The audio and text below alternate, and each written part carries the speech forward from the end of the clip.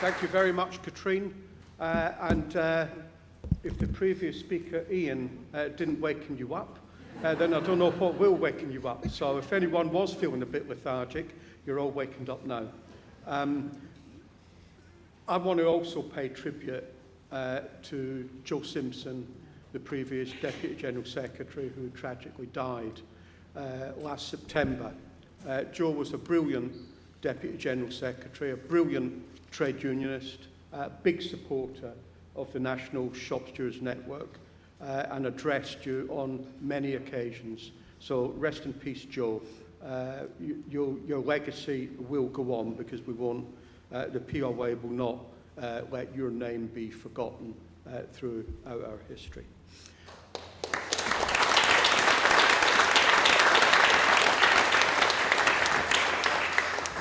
Well, as Rob said in his introduction, we held great hopes when Labour ousted the Tories on such a massive majority. They didn't quite increase the vote. It was more of a collapse on the Tories, quite frankly, rather than people actually voting for Labour. But nevertheless, with the political system that we have in our elections, Labour got in with a massive majority, just as it did in 1997.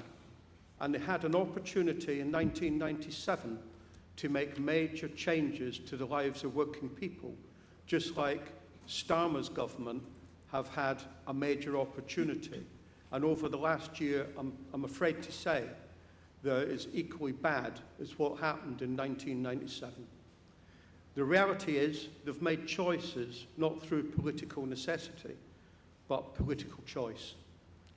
Choices that affect the very vulnerable in our society, the poor, the disabled, and children. Who would have thought that a Labour government would endorse a two-child cap, benefits cap?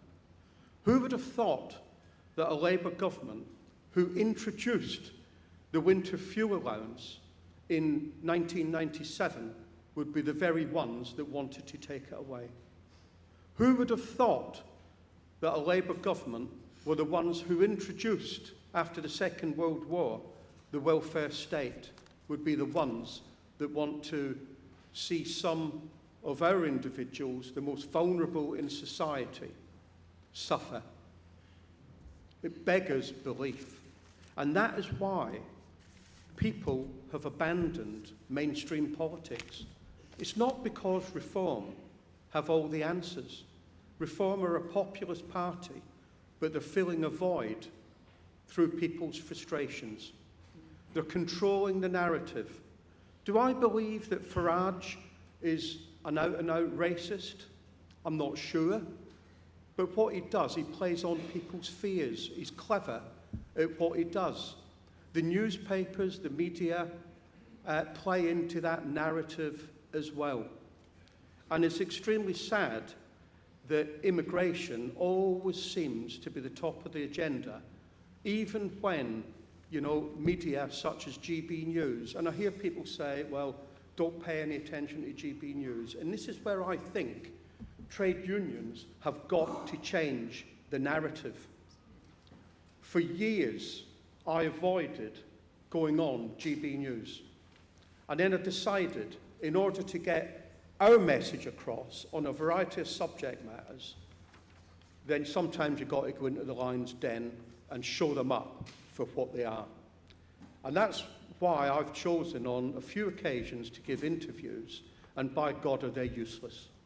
They're a one-trick pony, and they're absolutely unprofessional and crap, quite frankly. So I will continue going on there to expose them. Who remembers the new deal for working people?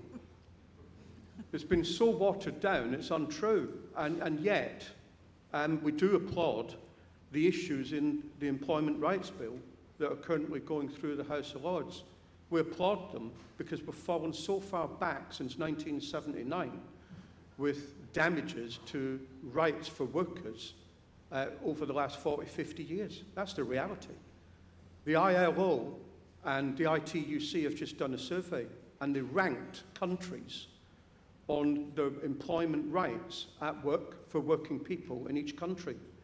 And they ranked them on a scale of 1 to 5, with 1 being the best and 5 being the worst. And guess where we've come out?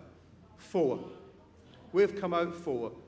That is scandalous in the 6th richest nation. So we shouldn't just be settling for the crumbs in this employment bill. We should be wanting a big major slice of the cake, and we shouldn't be afraid to be asking for it and demanding it as well. We've got to have a vision for the future, and we've got to change the current narrative as to what we've got, because quite clearly the Labour government is not delivering for working people. And when they don't deliver for working people, they will leave a void that others will fill. I don't believe that every person that is backing reform at this minute in time are racists. Yes, there will be racists within that organisation. Of course there will. And we've got to out them at every opportunity. But not every person is a racist. We know in trade unions, for example, that there's many people that are supporting reform because there's such a gap in the system that we have. And we've got to educate our people in our trade unions, but we've also got to educate in our communities.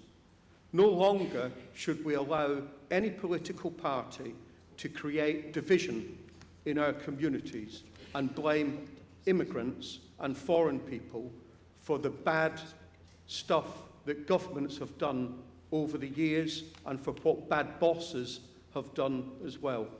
How can you blame immigrants? How can you blame immigrants in this country for the salary that is set by poor bosses? They didn't set the salary. They've not undercut British workers. Those bosses have. That's the reality. Blame the people that deserve to be blamed. Blame successive governments for not building enough council houses, for not having enough schools, for depleting our fire service, our NHS, our prison service, our local authorities. Blame them. That's where the blame lies. Not with hard-working people, not with the disabled, not with our children. What sort of society do we want for our kids and grandkids? It's not this sort of society. Tony Benn once said, they can always find enough money for war. And he's absolutely right. They can. £30 billion Britain spent on Afghanistan. 30 billion, and no one bats an eyelid. God knows how much they've spent on Ukraine or Israel or whatever. Wars, if we put enough energy as money into steering away from conflict in the world, by God, no one would go hungry. Everybody would be stable. I don't think, actually, I listened to Starmer talking about Island of Strangers, and then he's trying to roll back from that, and I'm thinking to myself, for God's sake, know your history before you open your mouth. That's the reality. Blame governments. I want a Labour government to be a socialist government that looks after workers, the disabled, children and their families for a better future for everybody. Tony Benn was also right on that. The socialists within the Labour Party, but the Labour Party isn't a socialist party. We've got to make them become that socialist party. Doesn't matter whether trade unions are affiliated to the Labour Party or not. Every trade union, trades councils up and down the country must campaign together and work together for a better society. Thank you.